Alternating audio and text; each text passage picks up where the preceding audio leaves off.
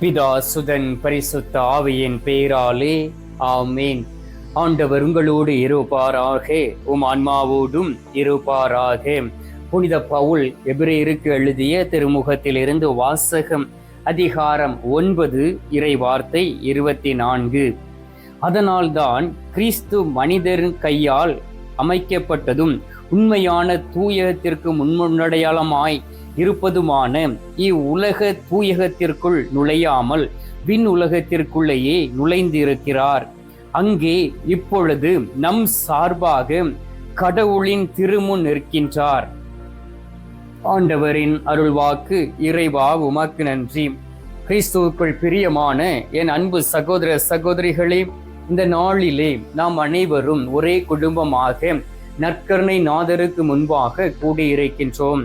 நற்கருணை நாதர் தாமே உங்களுடைய விசுவாசத்தின்படி உங்களை ஆசீர்வதிக்கவும், உங்களை பலப்படுத்தி திடப்படுத்தவும், உங்களுடைய குடும்பத்திற்குள்ளே ஒரு சமாதானத்தை கொண்டு வரவும், உங்களுக்குள் ஒரு அமைதியை தரும்படியாகவும் இந்த நாளிலே நான் மன்றாடுகின்றேன். என்னோடு இணைந்து கடைசி வரை இந்த செய்தியை கேட்டு ஆண்டவருடைய அருள் அடையாளங்களை பெற்றுக்கொள்ளும்படியாகவும், நீங்கள் கேட்டுக்கொண்ட இந்த செய்தியை மற்றவர்களோடு பகிர்ந்து கொள்ளும்படியாகவும், யாரெல்லாம் சப்ஸ்கிரைப் பண்ணவில்லையோ சப்ஸ்கிரைப் பண்ணி ஆண்டவரை மகிமைப்படுத்தும்படியாக நான் உங்களை கேட்டுக்கொள்கின்றேன்.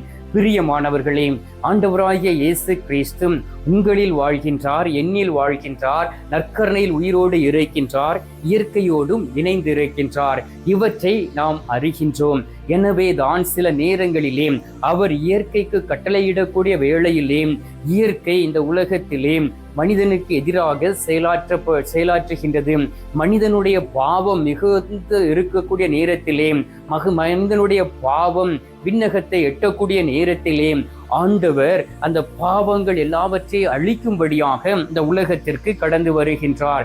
எனவே தான் தன் ஒரே பேரான மகனை இந்த உலகத்திற்கு அனுப்பி உங்களுக்காகவும் எனக்காகவும் அந்த சிலுவையிலே கல்வாரியிலே தன்னுடைய மகனை ஒப்பு கொடுத்தார். அந்த ஆண்டவராகிய இயேசு கிறிஸ்துவுக்கு முன்பாக யார் நிற்க முடியும்? பிரியமானவர்களே, அவர் உங்களைப் போல் ஒரு சாதாரண மனிதனாக, என்னை போல் ஒரு மனிதனாக இந்த உலகத்தில் கடந்து வந்தார். நம்மை வாழ வைப்பதற்காக, நம்மை இந்த உலகத்திலே ஆசீர்வதிப்பதற்காக, நம்மோடு இணைந்து இருப்பதற்காக அவர் தேடி வந்தார். ஆனால் நாம் அவருக்கு முன்பாக நிற்க தகுதி அற்றவர்களாக இருக்கின்றோம். கடவுள் தன்னுடைய மகனை அவருக்கு முன்பாக நிறுத்த, அவருக்கு முன்பாக வைக்க அவர் ஒரு தயாரான நிலைமையில் காத்திருந்தார் அந்த கல்வாரி சிலுவையிலே. அதை அவ்வாறே செய்தார். எனவே தான் உயிர் தெழுந்து தன்னுடைய சீடர்களுக்கு தன்னை வெளிப்படுத்திய பிறகு 40 நாட்கள் கழித்து அவர் விண்ணகத்திற்குள் கடந்து சென்று அங்கே நமக்கு ஒரு இடத்தை ஆயத்தப்படுத்தி வைத்திருக்கின்றார். தந்தையின் வலப்புறத்தில் அமர்ந்து நமக்காக அனுதினமும் பரிந்து பேசிக் கொண்டு இருக்கின்றார். அன்பார்ந்தவர்களே, உங்களால் என்னால் கடவுளுக்கு முன்பாக நிற்க முடியாது. ஆனால் நம் ஆண்டவராகிய இயேசு கிறிஸ்துவுக்கு முன்பாக நின்று அவரோடு முகமுகமாக நம்மால் பேச முடியும். அன்பார்ந்தவர்களே, நான் என்றெல்லாம் நற்கருணை நாதருக்கு முன்பாக இருந்து ஜெபிக்கின்றனோ அந்த நாளிலெல்லாம் என்னுடைய வாழ்க்கையில் நடக்கக்கூடிய அற்புதங்கள் ஏராளமானவை. அவருடைய சமூகத்தில் அமர்ந்து ஜெபிக்கக்கூடிய வேளையிலே அவர் என்னுடைய ஜெபத்தை கேட்டு ஜெபத்திற்கு பதில் தருகின்றார், என்னை ஆசீர்வதிக்கின்றார். பிள்ளைகளுடைய விண்ணப்பங்களை வைத்து ஜெபித்த நாட்களிலே அவர் அந்த விண்ணப்பங்களுக்கு பதில் கொடுத்து இருக்கின்றார். இப்பொழுதும் கொடுத்து கொண்டே இருக்கின்றார். கேன்சர் நோயை குணமாக்கி இருக்கின்றார். உடல் வேதனையோடு இருந்த பிள்ளைகளுடைய வேதனை எடுத்து மாற்றி இருக்கின்றார். மனதில் இருந்த அந்த ஒரு தற்கொலை எண்ணத்தை எடுத்து மாற்றி இருக்கின்றார். பல வகையான கொடுமையான நோய்களினால் பாதிக்கப்பட்டு அன்பார்ந்தவர்களே, உடல் உறுப்புகள் பாதிக்கப்பட்ட பிள்ளைகளுக்காக ஜெபித்த நேரத்திலும் கூட ஆண்டவர் அற்புதம் செய்திருக்கின்றார். ஏனென்றால் நாம் ஆண்டவருக்கு முன்பாக நிற்கும் பொழுது, ஆண்டவராகிய இயேசு கிறிஸ்துவுக்கு முன்பாக நிற்கும் பொழுது அவர் தந்தை கடவுளுக்கு முன்பாக நின்று நமக்கு அற்புதங்களை செய்து கொண்டு இருக்கின்றார். ரோமியர் 8:24 வாசித்து பாருங்கள். இயேசு இறந்து ஏன் உயிருடன் எழுப்பப்பட்டு கடவுளின் வலப்பக்கத்தில் இருக்கும் கிறிஸ்து இயேசு நம்பிக்கையை நமக்காக பரிந்து பேசக்கூடியவராக இருக்கின்றார். உங்களுக்காகவும் எனக்காகவும் பரிந்து பேசக்கூடிய மெய்யான தெய்வம் இந்த உலகத்தில் உண்டு என்றால் அது நம் ஆண்டவராகிய இயேசு கிறிஸ்து. அதன் பிறகுதான் அன்னை மரியாள், புனித சூசையப்பர், புனிதர்கள், அந்த உலகத்திலே பரிசுத்த வாழ்க்கை வாழ்ந்து மரித்து போனவர்கள். நமக்கு முதல் கடவுளாக இருக்கக்கூடியவர் தந்தை கடவுள். அவருடைய மகன் நமக்காக வாழ்ந்து கொண்டு இருக்கின்றார். அவர் நியாயம் தீர்க்க வரும் பொழுது நாம் பரிசுத்த வாழ்க்கை வாழ்ந்திருந்தோமே என்றால் நாமும் அவருக்கு முன்பாக நிற்க முடியும். அன்பார்ந்தவர்களே, இந்த நாளிலும் கூட நீங்கள் நினைக்கலாம், எனக்கு யார் இருக்கிறார்கள், எனக்காக பேசுவதற்கு யார் இருக்கிறார்கள், எனக்கு உதவி செய்ய யார் இருக்கிறார்கள், நான் என்ன செய்வேன், நான் எப்பொழுதும் பாதிக்கப்படுகின்றேனே, ஏன் என்னுடைய வாழ்க்கை இப்படி இருக்கிறது என்று சொல்லி நினைக்கலாம். குடும்பத்தை விட்டு பிரிந்து வெளிநாட்டிலே வேலை பார்க்கிறேனே, என்னுடைய கணவரை பிரிந்து நான் வேலை பார்த்து கொண்டு இருக்கிறேனே, என்னுடைய மனைவியை விட்டு நான் இப்பொழுது வேறு இடங்களில் வேலை பார்க்கிறேனே, பிள்ளைகளை விட்டு வேலை பார்க்கிறேனே, குடும்பத்தை விட்டு பல இடங்களுக்கு சென்று நல்ல ஒரு வேலை கிடைக்காதபடி அங்கும் இங்கும் அலைந்து திரிந்து கொண்டு இருக்கிறேனே என்கின்ற எண்ணங்கள் உங்களுக்குள் இருக்கலாம். உங்களை பார்த்து ஆண்டவர் சொல்லுகின்றார், உன் சார்பாக நான் தந்தைக்கு முன்பாக நிற்கின்றேன் மகனே, மகளே, உனக்காக நான் பேசி இந்த நாளிலே ஒரு அற்புதத்தை செய்வேன் என்று வாக்கு கொடுக்கின்றார். எபிரேயர் 7:25 வாசித்து பாருங்கள். தன் வழியாக கடவுளிடம் வருபவரை அவர் முற்றும் மீட்க வல்லவராய் இருக்கின்றார். அவர்களுக்காக பரிந்து பேசுவதற்கென என்றுமே உயிர் வாழ்ந்து கொண்டு இருக்கின்றார். ஹல்லேலூயா! உங்களுக்காகவும் எனக்காகவும் உயிர் வாழ்ந்து கொண்டு இருக்கக்கூடிய தெய்வம், பரிந்து பேச தயாராக இருக்கக்கூடிய தெய்வம் நம் ஆண்டவராகிய இயேசு கிறிஸ்து. அவர் உங்களை கைவிடக்கூடிய தெய்வம் அல்ல, உங்களோடு நடக்கக்கூடிய தெய்வம், உங்களை வாழ வைக்கக்கூடிய தெய்வம், உங்களை உயர்த்தக்கூடிய தெய்வம்.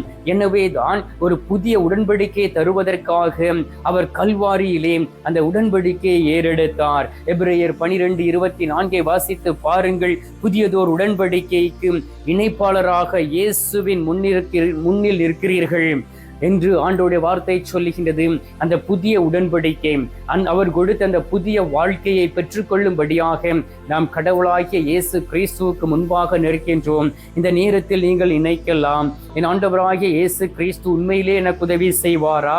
என் ஆண்டவராகிய இயேசு கிறிஸ்து உண்மையிலே என்னை வாழ வைப்பாராம்? என் ஆண்டவராகிய இயேசு கிறிஸ்து என்னோடு கூட இருந்து செயலாற்றுவாராம்? என் ஆண்டவராகிய இயேசு கிறிஸ்து எனக்காக பரிந்து பேசுவாரா என்று நினைக்கலாம். அவர் நம்பிக்கையை விட்டுவிட்டு ஆண்டவராகிய இயேசு கிறிஸ்து மீது நம்பிக்கை வைத்து கண்களை பதிய வைத்து இப்பொழுது அவரிடம் பேசி பாருங்கள். அவர் உங்களுக்கு ஒரு இணைப்பாளராக இருப்பார். உங்களை வாழ வைக்கக்கூடிய தெய்வமாக இருந்து ஆசீர்வதிப்பார். நீங்கள் கேட்கக்கூடிய எல்லாவற்றையும் கொடுத்து உங்களை உயர்த்தி மேன்மையாக வைப்பார்.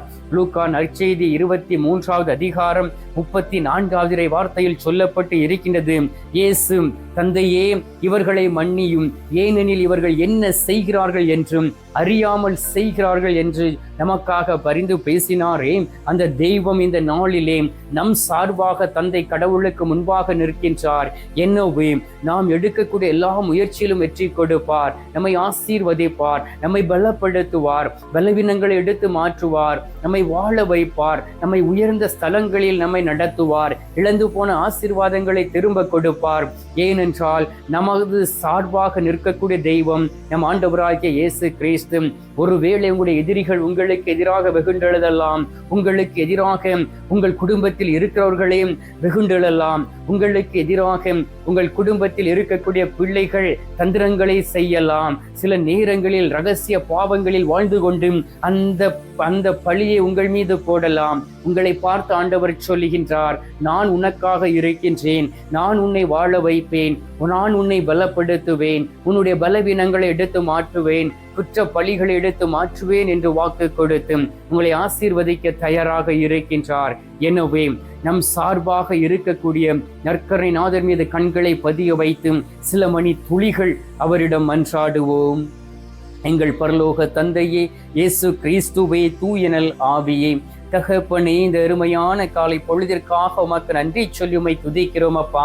இந்த காலை பொழுதிலே உமது அன்பு பிள்ளைகளாகி எங்களை தேடி வந்து எங்களை ஆசீர்வதித்து எங்களை உயர்த்துவதற்காக எங்களுக்கு பக்கபலனாய் இருக்கக்கூடிய தெய்வமே உம்மை ஆராதிக்கின்றோம். ஒவ்வொரு நாளும் தகப்பனே, நாங்கள் செய்யக்கூடிய செயல்கள் எல்லாவற்றிலும் நீர் எங்களோடு கூட இருக்கின்றீர். இந்த நாளிலும் கூட என் ஆண்டவராகிய இயேசு கிறிஸ்து மட்டும் எனக்கு போதும் என்றே சொல்லி என் சார்பாக இருக்கக்கூடிய ஆண்டவராகிய இயேசு கிறிஸ்து மீது நம்பிக்கை வைத்து அவரோடு பேசுவேன் என்றே சொல்லி உம்மை தேடி வந்து உம்மோடு பேசிக்கொண்டு இருக்கக்கூடிய ஒவ்வொரு பிள்ளைகளுக்காக உம்மை ஸ்தோத்தரிக்கிறேன் அப்பா. அவர்களோடு நீர் பேசி அவருடைய உள்ளத்தில் ஆறுதலை கொடுத்து சந்தோஷத்தை மகிழ்ச்சியை கொடுத்து குடும்பத்தில் இருக்கக்கூடிய பிரச்சனைகளை அப்புறப்படுத்தி ஒரு நிறைவான வாழ்க்கையை கொடுத்திடுவீராக. மன உளைச்சலை எடுத்து மாற்றிடுவீராக. விசுவாசத்தை அதிகரிப்பீராக. குடும்ப குழப்பங்களை அப்புறப்படுத்திடுவீராக. கணவன் மனைவிக்கு இடையே ஒரு அமைதியை ஏற்படுத்திடுவீராக. ஆண்டவரே, இந்த நாளில் பிரிந்து போய் இருக்கக்கூடிய குடும்பங்கள் ஒன்றாய் சேருவார்கள் ஆக. என் ஆண்டவரை விட்டு வழி விலகி சென்றவர்கள் திரும்பவும் கடந்து வருவார்கள் ஆக. ஆண்டவரே, உம்மோடு இருக்கவும் உமது திட்டத்தை நிறைவேற்றக்கூடிய பிள்ளைகளாக ஒவ்வொருவரை மாற்றிடுவீராக. யார் யாரெல்லாம் இந்த செய்தியை கேட்டு ஜெபித்துக் கொண்டு இருக்கிறார்களோ அவர்களும் அவருடைய குடும்பங்களும் ஆசீர்வதிக்கப்படவும் அவருடைய உள்ளத்தின் விருப்பங்களை நிறைவேற்றி என் ஆண்டவர் தாமே இருந்து செயலாற்றிட வேண்டுமாயும் உம்மை நோக்கி ஜெபிக்கிறேன் அப்பா. ஒவ்வொரு பிள்ளைகளையும் ஆசீர்வதிப்பீராக. ஒவ்வொருவர் மீது மனம் இறங்கி பாவ மன்னிப்பு நிச்சயத்தை கொடுப்பீராக. ஆண்டவரே, இந்த நாளிலும் யார் யாரெல்லாம் நோய்வாய்ப்பட்டு இருக்கிறார்களோ அவர்களை சந்தித்து அவர்களை தொட்டு குணமாக்கிட வேண்டுமாய் உம்மை நோக்கி ஜெபிக்கிறேன் அப்பா. இந்த அருமையான காலை பொழுதிலே நீர் எங்களுடைய ஜெபத்தை கேட்டிருப்பதற்காக உமக்கு நன்றி.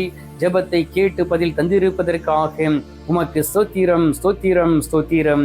மீட்பெரும் இரட்சகருமான இயேசுவின் திருக்கரத்தில் ஒப்பு கொடுத்து எங்கள் பாதுகாவலராம் புனித சூசையப்பர் வழியாக ஜெபிக்கின்றோம்.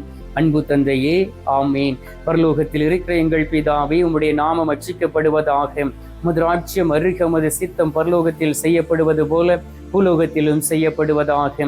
எங்கள் அனுதின உணவை எங்களுக்கென்று அளித்தருளும். எங்களுக்கு தீமை செய்கிறவர்களை நாங்கள் பொறுப்பது போல எங்கள் பாவங்களை பொறுத்தருளும். எங்களை சோதனை விளைவிடாதையும் தீமையிலிருந்து எங்களை ரட்சித்தருளும். ஆமீன். அருள் இறைந்த மரியே வாழ்க, கர்த்தர் உடனே பெண்களுக்குள் ஆசீர்வதிக்கப்பட்டவள் நீரை. உம்முடைய திருவயிற்றின் கனியாகிய இயேசும் ஆசீர்வதிக்கப்பட்டவரே. அச்சிஷ்ட மரியே, சர்வேசுடைய மாதாவே, பாவிகளா இருக்கிற எங்களுக்காக இப்பொழுதும் எங்கள் மரண நேரத்திலும் வேண்டிக் கொள்ளும். ஆமீன். பிதாவுக்கும் சுதனுக்கும் பரிசுத்த ஆவிக்கும் மகிமை உண்டாவதாக. ஆதியில் இருந்தது போல இப்பொழுதும் எப்பொழுதும் என்றென்றும் இருப்பதாக. ஆமீன். அன்பார்ந்தவர்களே, நற்கருணை நாதர் தரும் ஆசீர்வாதத்தை பெற்றுக் கொள்வோம். எல்லாம் வல்ல இறைவன் பிதா, சுதன், பரிசுத்த ஆவி உங்களை ஆசீர்வதிப்பாராக. ஆமீன்.